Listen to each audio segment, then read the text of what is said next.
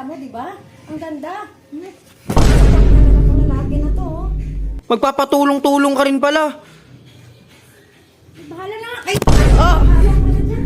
Bahala na kayo. Sarap pala nito. Oh! Pa! Umiinom ka pala dyan. Ito pa, masarap na pulutan. Gusto mo?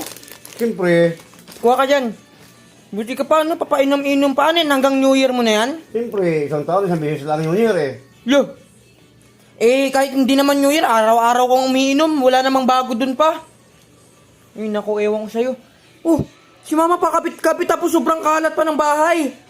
Manong ginagawa mo dyan? Ba't pakapit-kapit ka pa dyan? Ano ba naman yan? Pinapahirapan pa yung sarili niya. Kung ako sa'yo, umalis ka na dyan, bumaba ka na dyan. Bakit mo pa kasi pinalitan yan? Eh, ang hirap-hirap labahan yan. Ano ang hirap labhan? Ha? Isang taon lang tayo to, eh. Magpapalit ng kurtina. Ha? Taon-taon lang. Tapos nahirapan ka maglaba. Bakit sino maglalaban nito? Ako, di ba? Kaya, hindi na naman ako nakikita kasi kung anong ginagawa ko eh. Ha? Nakaupo lang kayo dyan. Ayan si Papa mo, di ba? Painom-inom lang. Minum lang siya. Ikaw? Kaya samahan si Papa mo mag-inom. Mag-upo lang kayo dyan. Tingnan nyo na ako dito. Naku, naglalambitin. Ha? Kasi hindi ko kaya ang bahay natin na hindi natin malinis. Sa isang taon ba naman, kahit mapalitan natin isang beses ng kurtina. Kaya kayo, sige. Wala naman kayong masilbi. Ang tamad nyo. Tapos, pag mag-ingay ako, sabihin nyo, bungangira ako, nagsisermon ako. Sino kaya ang matuwa sa inyo? Sa ganyang ginagawa nyo? Naku ma, puro ka ganyan. Pag nagalit ka sa akin, lahat niyang inano mo na yan, sa akin mo rin ipapalabayan. Kahit magpustahan pa tayo ngayon. Anong isa'yo pala ba? Bakit hindi ba? Ikaw nga maglalaba, pero ulitin ko, bakit? Isasawsaw mo lang dun sa tubig eh. Kasi nagdadabog ka, kasi ayaw mong labhan. Kasi nga, tamad ka. Alam mo, kung may contest sa mga kabataan na patamad-tamad, ay naku, isasali kita. Ikaw talaga ang mananalo. Kasi araw-araw, oras-oras, si Amad, si Juan Tamad andyan sa likod mo. Kaya sige, uminom lang kayo dyan, kumain ka lang dyan, kasi wala ka namang isip eh. Wala ka namang awa sa akin eh. Pag pera, hingi pera, ura-urada. May problema ako.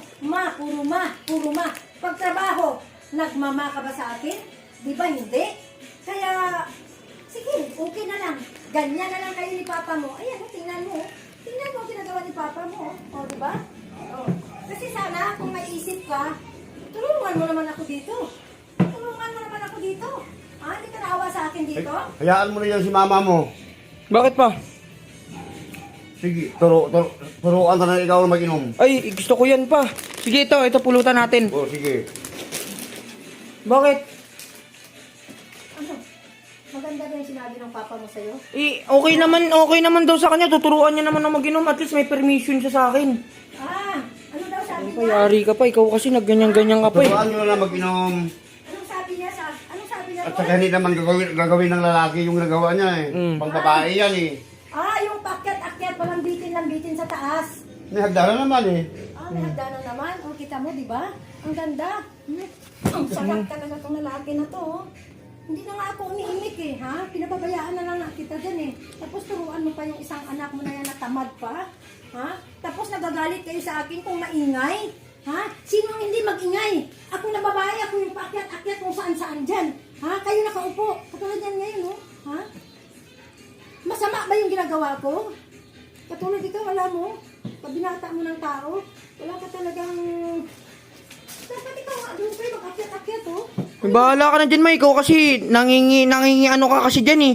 Nagmamagaling ka eh. Anong nagmamagaling? Ba- Ha? Bahay natin to. Eh dapat hindi mo na kasi pinalitan yan. Tignan mo, mukha pa namang bago yung ano, palitan mo pa kasi tapos magpapatulong-tulong ka rin pala. Bahala na nga. Ay! Ah!